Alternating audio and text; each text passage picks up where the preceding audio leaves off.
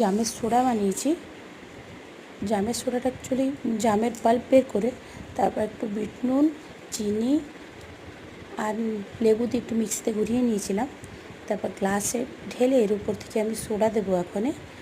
তা আপনারা একটু জলজিরা দিলে তাও আরও ভালো লাগবে খেতে, তো আমার কাছে ছিল না, তা আমি দিইনি।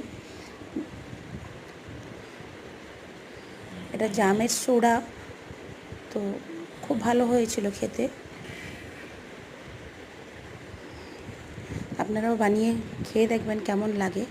আর আমার রেসিপিগুলো যদি আপনাদের ভালো লেগে থাকে তাহলে আমার পাশে থাকবেন, লাইক শেয়ার সাবস্ক্রাইব করবেন, কমেন্ট করবেন।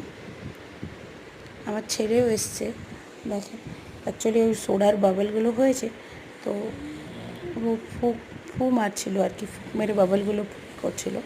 তা আমি আর একটু সোডা দেবো উপর থেকে, সোডাটা কম হয়ে গেছে, মানে হয়ে গেছে, উপরে বাবলগুলো উঠে গেছে, তো সোডাটা কম হয়ে গেছে।